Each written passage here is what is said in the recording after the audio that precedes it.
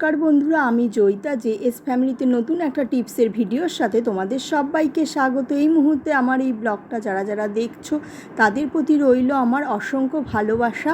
তো চলো বন্ধুরা, একটা লাইক দিয়ে দেখা শুরু করো। আর যারা আমার চ্যানেলটিকে এখনও সাবস্ক্রাইব করোনি, ভাবছো সাবস্ক্রাইব করে রাখবে, তো অবশ্যই করে রেখো। আমি আগামী দিনে তোমাদের সঙ্গে খুব নতুন নতুন ভিডিও, টিপস, রান্নার রেসিপি শেয়ার করতে থাকবো।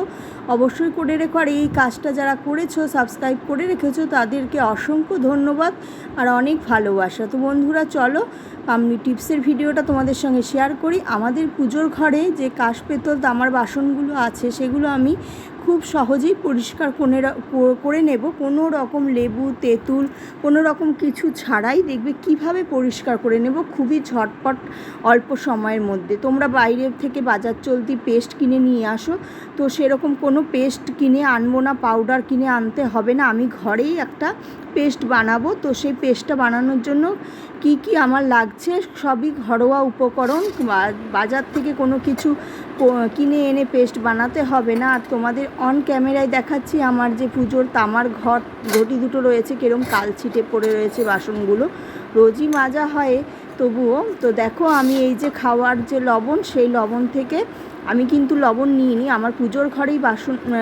লবণ থাকে ঠাকুরের কাছে, আটা লবণ এগুলো নিয়েছি। আর প্রথমে লবণ নিলাম, তারপরে তার সঙ্গে আটা নিলাম, তো খুব ভালোভাবে মিক্সড করে নিলাম। এই আটা দিয়ে তোমরা কিন্তু, আমাদের মা ঠাকুমাদের দেখেছি তখনকার দিনে তো এরকম বাসন মাজার সাবান ছিল না, সার্ফ হয়তো ছিল, তো সার্ফও যদি বাড়িতে ফুরিয়ে যেত, আটা দিয়েও কিন্তু স্টিলের বাসন মাজা যায়, খুব সুন্দর পরিষ্কার হয় বন্ধুরা। তো আটা আর লবণ নিয়ে নিলাম, তার সঙ্গে নিয়ে নিলাম এই যে হাফ লেবু, পাতি লেবু। তো যার যেরকম লেবু থাকবে সে সেরকমভাবে লেবু নিয়ে নেবে। তো খুব ভালোভাবে আবার তিনটে উপকরণ খুব ভালোভাবে হাতের সাহায্যে মিক্সড করে নিলাম। এরপরে নিয়ে নেব ভিনিগার বন্ধুরা। তো এই পেস্টটা বন্ধুরা তোমরা বানিয়ে কিন্তু 15 দিন 1 মাস পর্যন্ত ইউজ করতে পারো, তোমরা যদি একটু বেশি করে বানিয়ে কন্টেনারে রেখে দিতে পারো। তো একটু ধৈর্য সহকারে বন্ধুরা প্লিজ ভিডিওটি তোমরা দেখো, কেউ স্কিপ করে উঠে গিয়ে দেখো না, তাহলে কিন্তু কিচ্ছু বুঝতে পারবে না আমি কিভাবে কি করে এই পেস্টটা বানাচ্ছি। একদম বাজার চলতি পেস্টের মতো, তার থেকেও বেশি ভালো কাজ দেবে।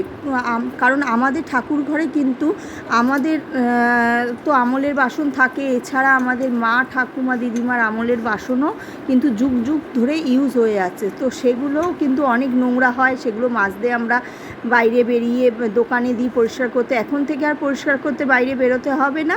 তো দেখো আমার পেস্টটা একদম রেডি, একদম যেরকম বাজারের পেস্ট হয় সেরকম একটু করে নেবে পেস্টটা। পাউডার কিনে এনে জল দিয়ে গুলে তোমরা যেমন পেস্ট করো সেরকম, তার সঙ্গে আমি একটু, সেটা তোমরা নাও দিতে পারো, একটু কালার হওয়ার জন্য একটু হলুদ দিয়েছি। সাদা সাদা দেখতে কীরকম লাগছে তাই একটু হলুদ দিয়েছি। তো এই হলুদটা অপশনাল, তোমরা নাও দিতে পারো, এটা কালারের জন্য দিয়েছি। তো এই পেস্টটা কিন্তু তোমরা 15 দিন 1 মাস এরকম করে বানিয়ে রেখে ইউজ করতে পারো বন্ধুরা, ভীষণ কাজ দেবে। পুরনো বাসন একদম পরিষ্কার হয়ে যাবে।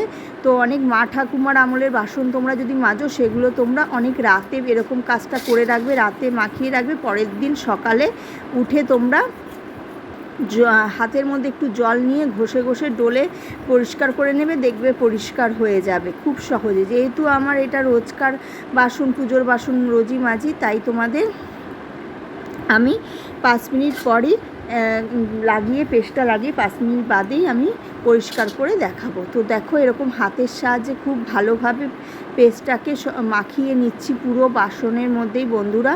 তোমরা দেখতে থাকো, একদম ম্যাজিক্যাল কাজ করবে, ম্যাজিকের মতো কাজ করবে, একদম সোনার মতো চকচক হয়ে যাবে। তামার বাসন এরকম, কাঁসার বাসন যদি এরকম কালছিটে দাগ পড়ে বন্ধুরা, কীরকম লাগে বলো? পুজো দিতেও মন চায় না, ঠাকুর ঘরে এরকম বাসন হবে একদম সোনার মতো চকচকে, তবেই না পুজো দিতে মন ভালো লাগে বলো?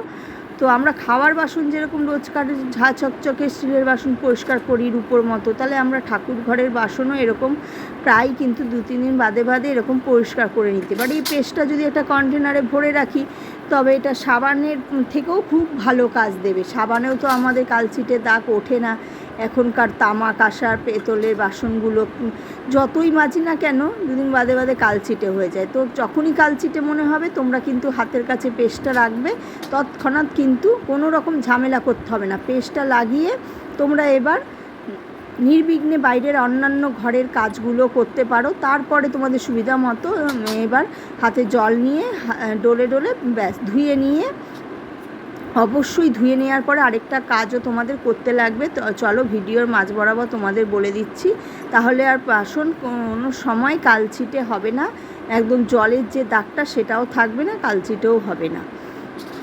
তো আমি যেরকমভাবে ভিডিওটি তোমাদের করে দেখাচ্ছি, তোমরাও বাড়িতে এরকমভাবেই পেস্টটা করে অবশ্যই বাড়িতে এরকম পুজোর বাসনে লাগিয়ে কিছুক্ষণ বাদে তোমরা আধ ঘন্টা বাদে তোমরা জল হাত দিয়ে ঘষে তারপরে তুলতে পারো, পরিষ্কার হয়ে যাবে। দেখো হাতে কিচ্ছু নেই।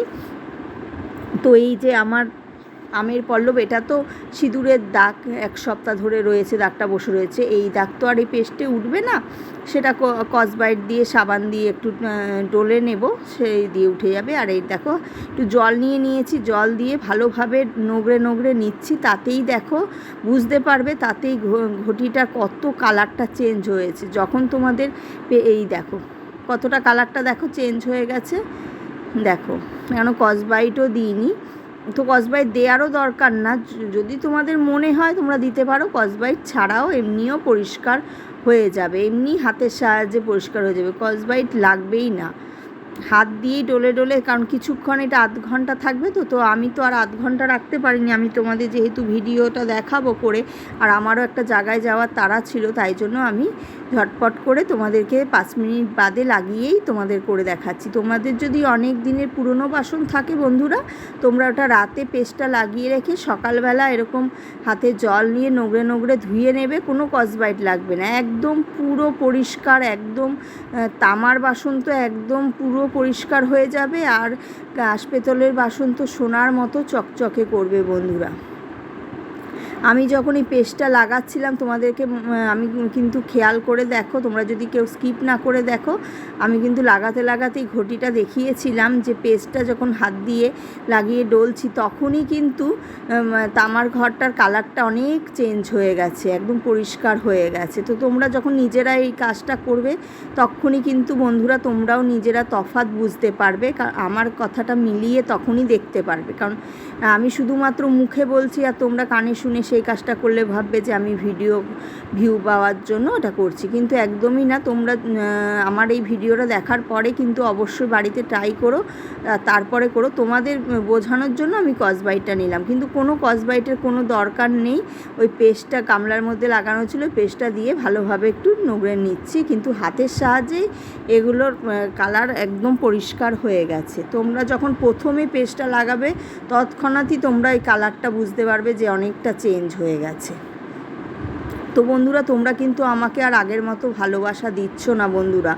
আমার লাস্ট 2-3টে ভিডিওতে কিন্তু ভালো ভিউ পড়ছে না। লাস্ট যে আমি একটা ভিডিও ছেড়েছিলাম টকের যে রান্নার রেসিপি, সেই ভিডিওতে মোটামুটি তাও ভিউ হয়েছিল।